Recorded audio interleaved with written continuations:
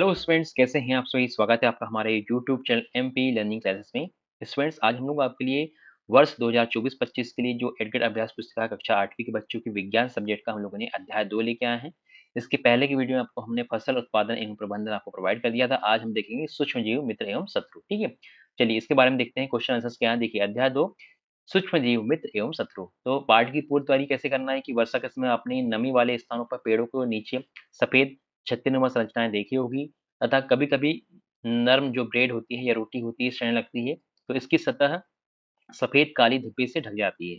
किसी नदी के किनारे या रुके हुए पानी वाली जगह पर हरे रंग की फिसलन युक्त रचना देखी होगी। ठीक है, संरचनाओं को यदि हम आवर्धन लेंस से सूक्ष्म से देखते हैं तो यह संरचना क्या है, यह कहाँ से आती है, इनको जानने के लिए एक सूक्ष्म अध्ययन करना आवश्यक है। ठीक है, तो इसमें आपने देखा कि जो नमी वाले स्थान है जहाँ पे आपने छत्तेनुमा मतलब अपने भमोड़ी जिसको बोलते हैं या फिर हम लोग को जिसको मशरूम हम बोलते हैं वो देखा होगा। ठीक है, ब्रेड में जो है फफूंद लग जाती है ना, इस तरह से आपने देखा होगा। जो शैवाल जो होती है मतलब काई जिसको हम बोलते हैं हिंदी भाषा में, वो आपको देखा होगा। तो इस तरह से क्या होते हैं, ये सब क्या होते हैं, सूक्ष्म जीव होते हैं जिसको हम सूक्ष्मदर्शी के माध्यम से देख सकते हैं।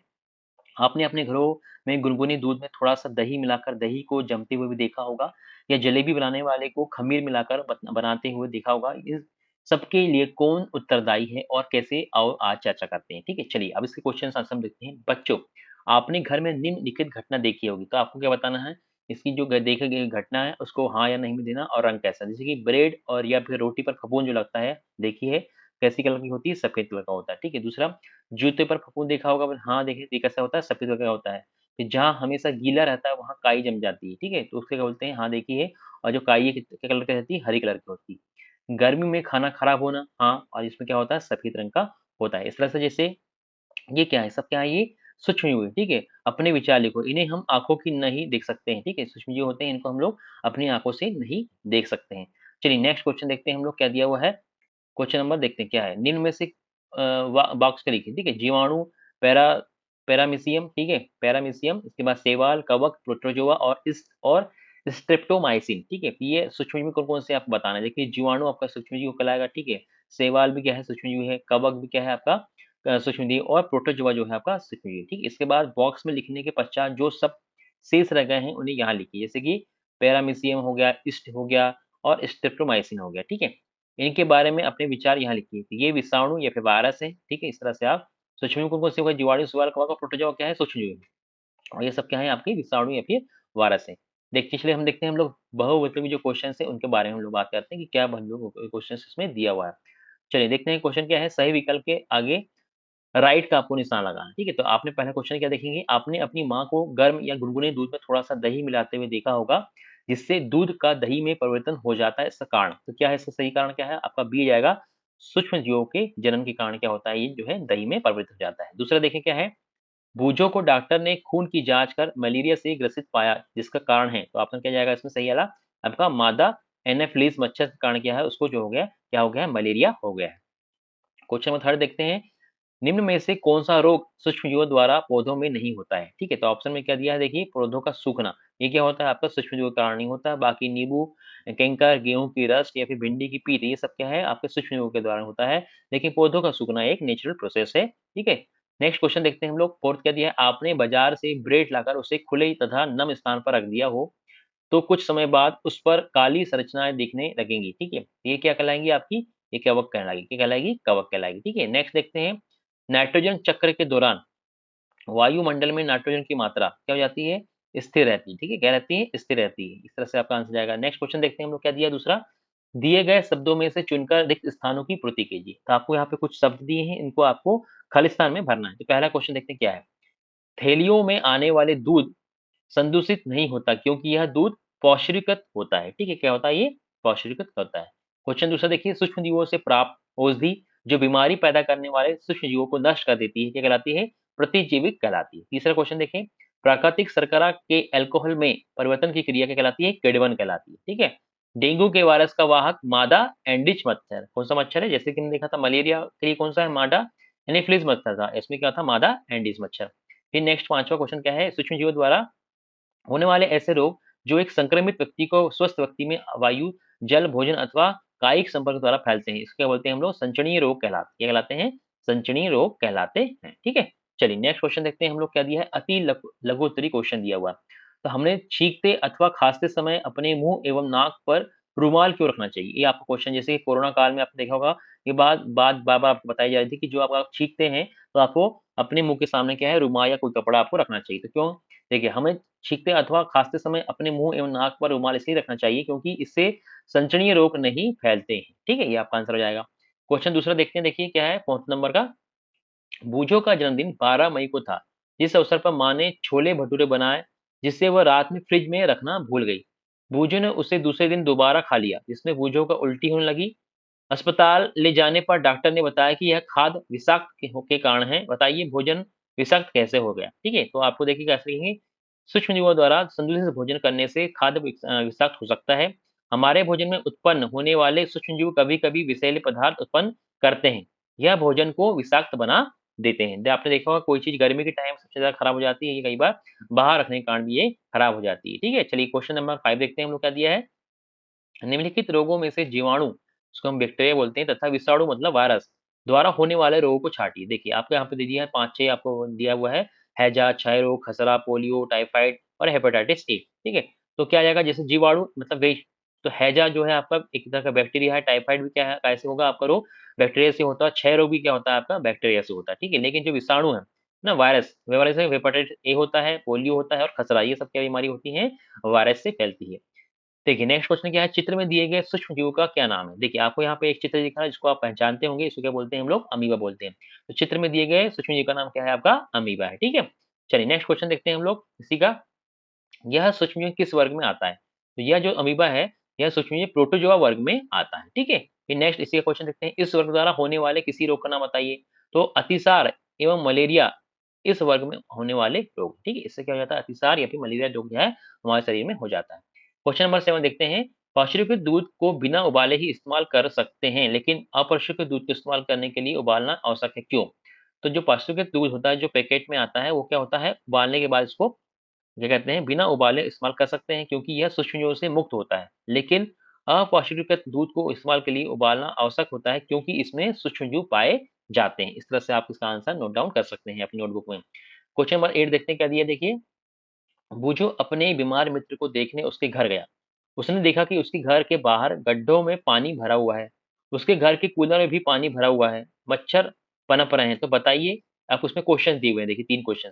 तो बूझो का मित्र कौन-कौन सी बीमारी से ग्रसित हो सकता है? देखिए पहला क्या है, बूझो का मित्र मलेरिया अथवा डेंगू नामक बीमारी से ग्रसित हो सकता है क्योंकि जो पानी जो भरा हुआ है उसमें क्या हो रहा है, मच्छर पनप रहे हैं और वहाँ पे मादा एनोफिलिस या फिर मादा एडिस मच्छर हो सकते हैं जो कि उसको काटने पर ये रोग उसको हो सकते हैं।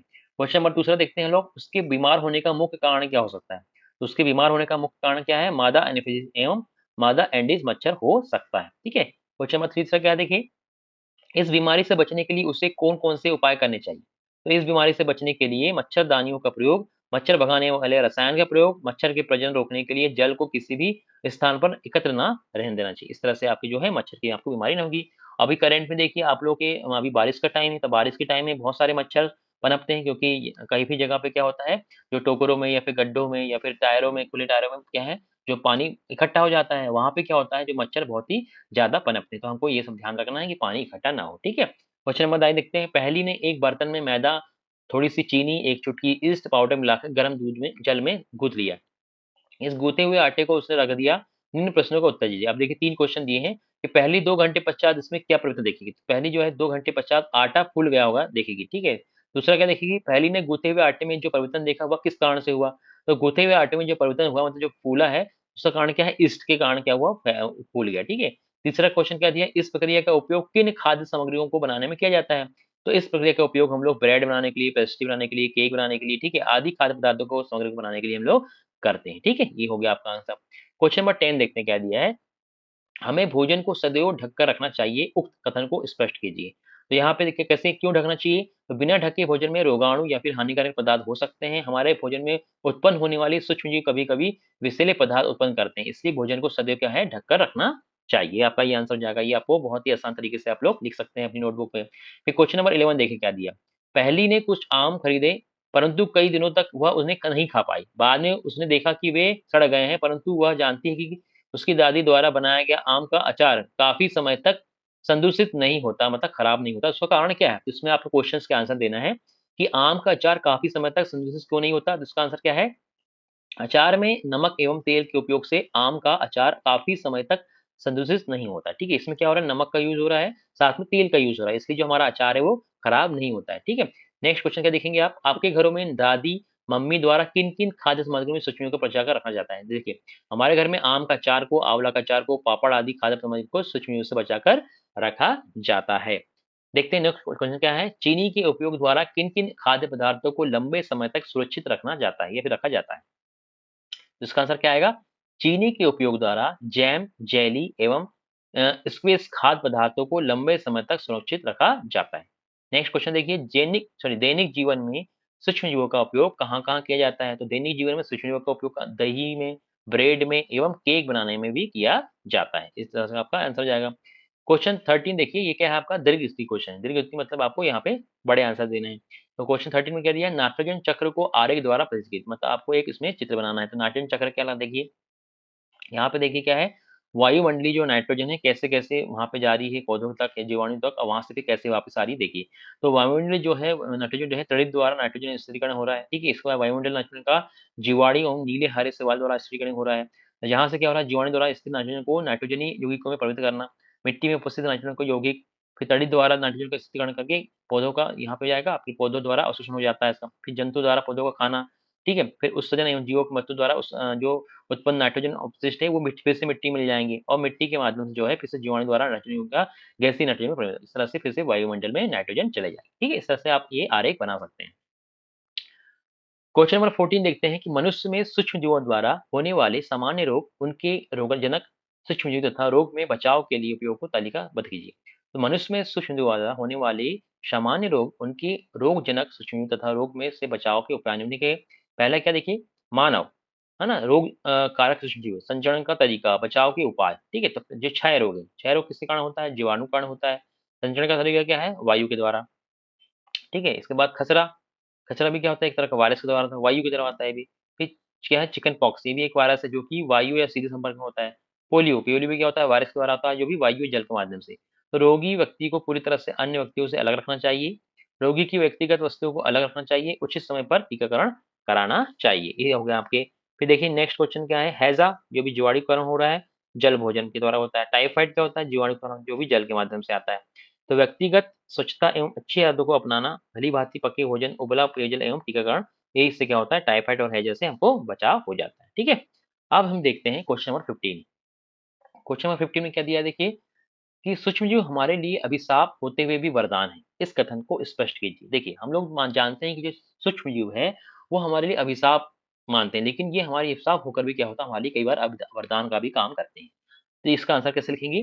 कि सूक्ष्मजीव हमारे लिए अभिशाप होते हुए भी वरदान है, क्योंकि सूक्ष्मजीव जंतु तथा पादपों में विभिन्न प्रकार से रोग उत्पन्न करते हैं, किंतु सूक्ष्मजीवों से विभिन्न प्रकार के उत्पाद जैसे कि दवाइयाँ, अल्कोहल, सिरका, बेकरी आदि कई महत्वपूर्ण उत्पाद प्राप्त किए जाते हैं, जो हमारे लिए वरदान से कम नहीं है। ठीक है? इस तरह से आपका आंसर हो जाएगा।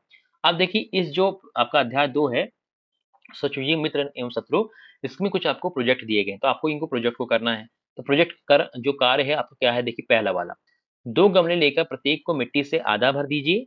इन्हें ए एवं बी चिह्नित कीजिए। ए गमले में पौधों का कचरा तथा जंतु अपशिष्ट भर दीजिए तथा गमले बी में पॉलीथीन की थैली, कांच की खाली बोतलें तथा प्लास्टिक के टूटे खिलौने पर भर दीजिए। 3 से 4 सप्ताह बाद इनका परीक्षण कर निम्न प्रश्नों का उत्तर दीजिए। ठीक है? इस तरह से आपके प्रोजेक्ट को बनाना है, तो इसका आंसर हम लोग देखते हैं क्या है। देखिए, पहला क्वेश्चन क्या है? क्या आपको दोनों गमलों की वस्तुओं में अंतर दिखाई देता है? तो इसका आंसर क्या लिखेंगे? हाँ, हमें दोनों गमलों की वस्तुओं में अंतर दिखाई देता है। दूसरा आंसर क्या लिखेंगे? दोनों गमलों में से किस गमले की सामग्री का अपघटन हो गया? तो दोनों गमलों में हमने देखा, गमले ए की सामग्री का क्या हो गया? अपघटन हो गया, बाकी जो गमला बी था उसका कुछ भी नहीं हुआ। ठीक है? क्वेश्चन तीसरा देखिए, सामग्री के अपघटन का क्या कारण है? तो अपघटन का एक प्रकार की प्रक्रिया है जिससे तत्व अलग-अलग सूक्ष्म भागों में विभाजित हो जाते हैं, इसको हम बोलते हैं अपघटन। जिस गमले की अब देखिए क्वेश्चन नेक्स्ट, जिस गमले की सामग्री का अपघटन नहीं हुआ, उसके क्या-क्या कारण हो सकते हैं? तो गमला बी की सामग्री एक अपघटन नहीं हुआ क्योंकि उसके तत्व अलग-अलग सूक्ष्म विभागों में विभाजित नहीं हुए। ठीक है? पाँचवाँ क्वेश्चन क्या है? जिस गमले में सामग्री का अपघटन हो गया, उसके क्या उपयोग हैं? तो गमले एक की सामग्री का अपघटन हो गया क्योंकि उसका उपयोग भूमि की उर्वरा शक्ति बढ़ाने में किया जाता है। इस तरह से आपका ये आंसर हो जाएगा। अब देखते हैं हम लोग प्रोजेक्ट कार्य दूसरा क्या दिया हुआ है। तो प्रोजेक्ट का दूसरे में क्या दिया देखिए, आप अपने दैनिक जीवन में जिन डिब्बा बंद या पैकेट बंद भोज्य पदार्थों का उपयोग करते हैं, उन सामग्रियों को पैकेट्स का सूक्ष्म अवलोकन कर निम्न तालिकाओं को पूर्ण करिए। ठीक है? आपको यहाँ पे एक तालिका दी है, आपको भोज्य पदार्थ पैकेट का परीक्षण करना है, पैकेट की दिनांक देखना है, पैकेट की समाप्ति का दिनांक देखना है, भोज्य पदार्थ में उपयोगी और भोज्य पदार्थ में उपयोगिता को आपको बताना है। देखिए, तो पहला आपका तेल, तो तेल में जो है पैकेजिंग का निर्माण मान लो लिखा है 8/9/2023 और कब इसको यूज़ करते हैं हम लोग 8/8/2025 तक हम लोग यूज़ कर सकते हैं, मतलब इसकी एक्सपायरी डेट क्या है और ये मैन्युफैक्चरिंग डेट लिखी हुई है।